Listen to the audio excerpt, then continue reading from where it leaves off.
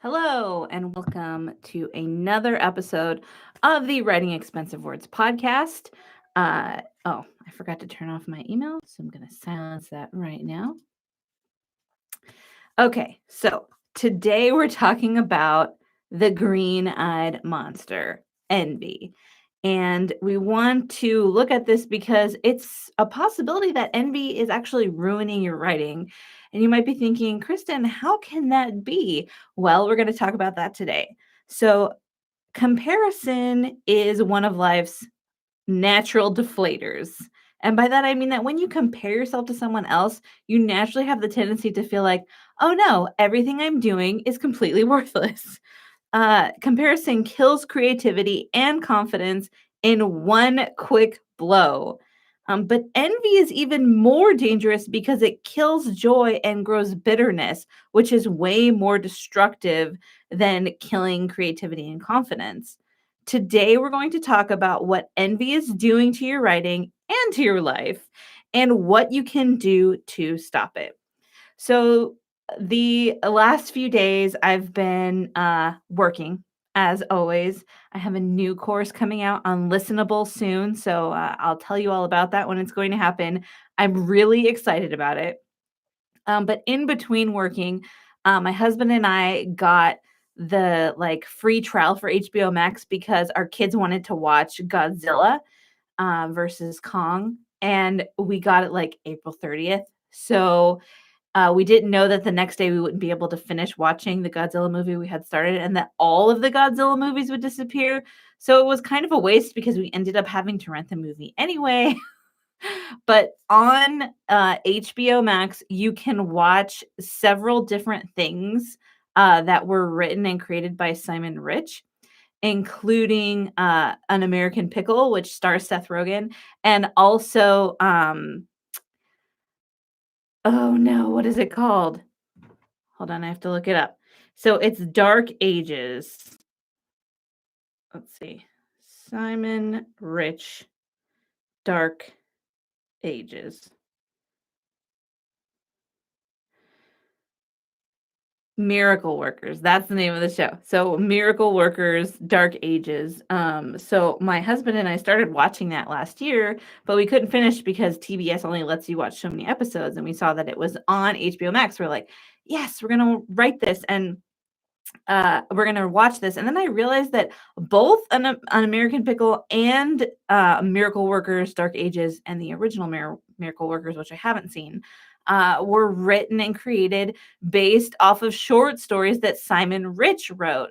And so I was like, who is this guy? Because I saw his name twice on two different things I liked in two different days.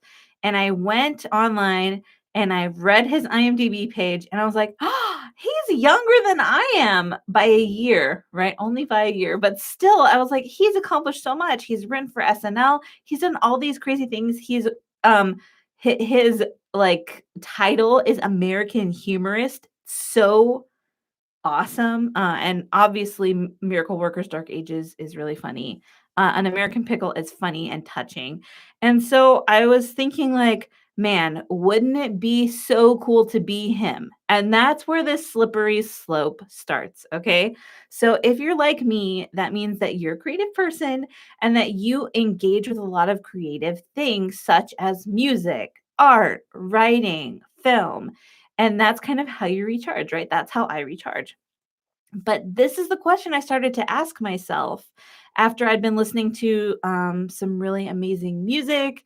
I was listening to Taylor Swift's new album, not the re recorded one that she did, but the one that came out.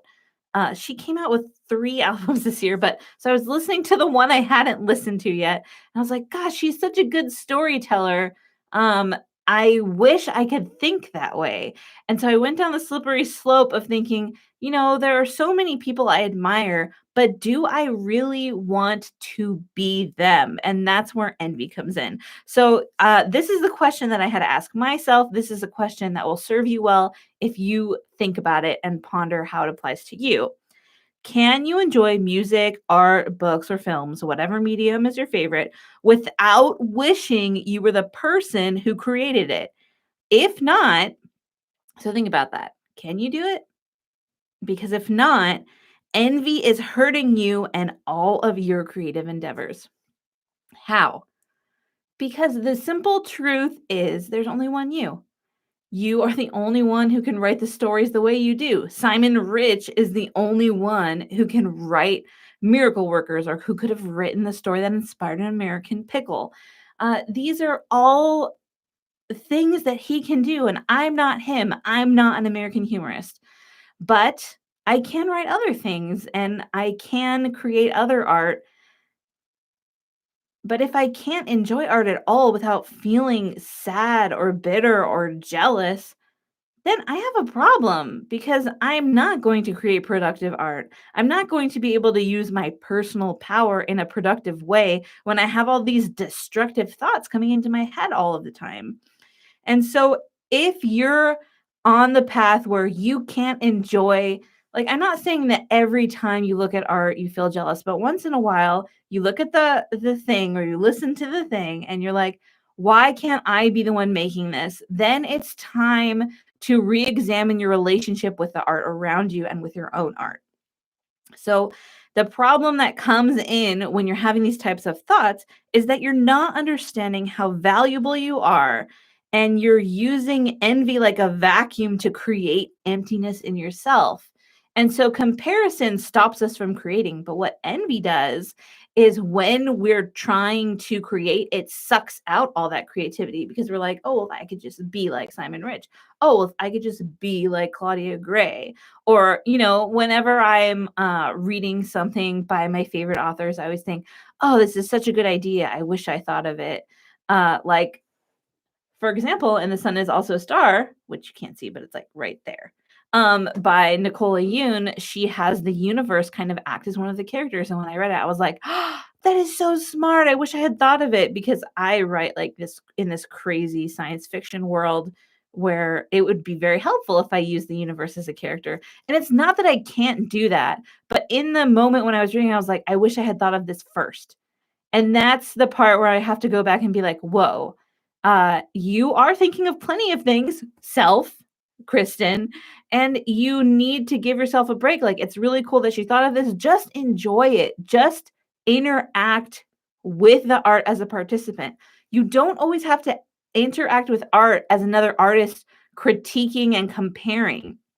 That sucks the joy right out of it. And that also, like I said, acts as a vacuum. Envy acts as a vacuum to suck out all the potential creativity you could get from being inspired by another piece of art. I'm not saying copy someone else, right? I'm saying you get inspired by interacting with other art, with other writing.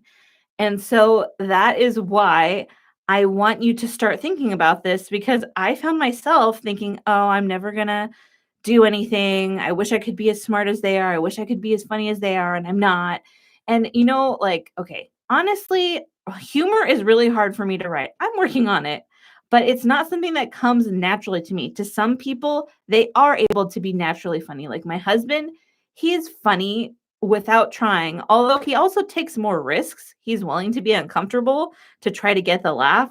So he risks more jokes than I do, I feel like. But he naturally thinks, what's the funny thing? My son is like that. He's only 8 and he will try all these different things. And when he notices that something makes you laugh, he's going to double down on that. He's willing to be uncomfortable, but he's also always thinking, how can I make that person's day better? How can I make them laugh? And I don't naturally think that way. To write humor into my books, for me, it's kind of like a last step where I'm like going through and I'm like, I need to write something funny. And I got my manuscript back for Nia is Old School for my sensitivity reader. And she's like, I laughed out loud at this point. I'm like, yes, because I worked hard for that laugh. But you know what? I'm good at other things. Writing with deep emotions comes naturally to me. That's why I do this podcast. That's why I teach other people how to write using expensive words based on their own emotions. So, you know what? That's what I have going for me. And it's okay to say, I'm good at this. I'm not so good at this other thing. And to acknowledge that and to move forward and to be able to enjoy film and storytelling and books. Uh, from a perspective of this is a really good story. I'm going to enjoy it as an observer. I don't have to compare myself to it. I don't have to be jealous, be envious of the person who created it, because that's not actually going to help me. That is going to suck all my creative energy away. On HBO Max, leading back to that whole thing, you can watch all of the oh man, I'm going to say it wrong. You can watch all of the films by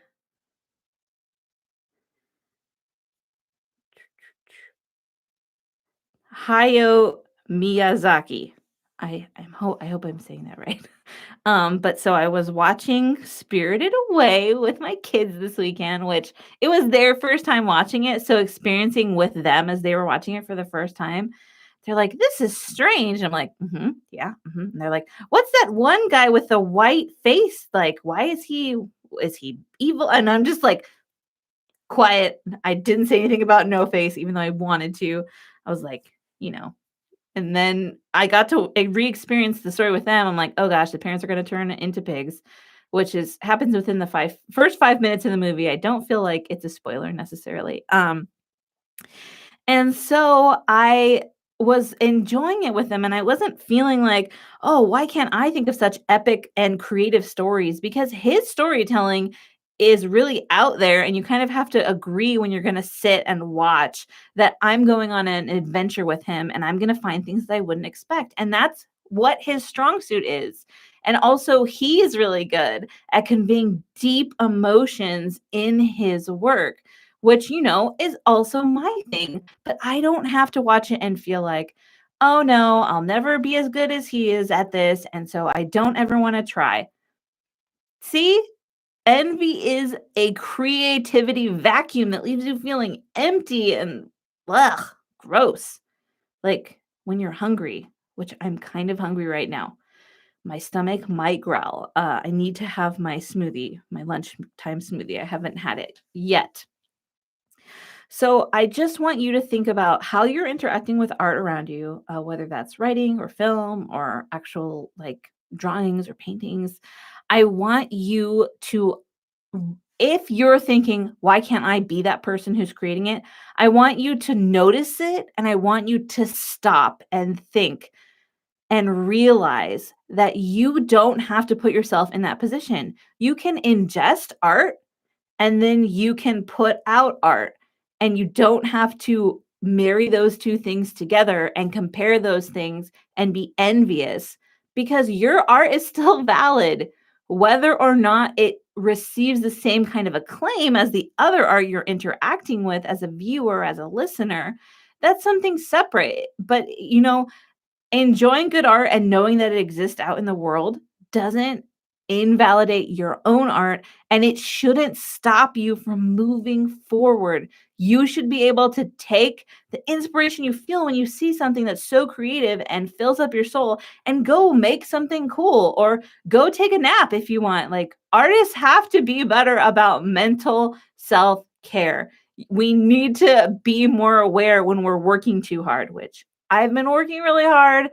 Monday I was just like, okay, I'm gonna do this thing. I'm gonna prove my listenable course that I wrote, and then I'm not gonna do anything because I just was completely drained. And then yesterday I was like, okay, and I was able to record everything in one day, and then today I was able to edit everything.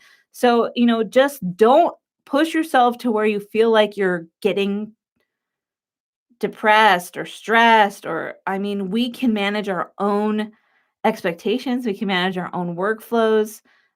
So and we can manage when we watch something that's really cool and we're like, "Oh man, I wish I could write a TV show," which a teleplay, and which is something that I do want to do, and I'm looking forward to exploring maybe next year. We'll see.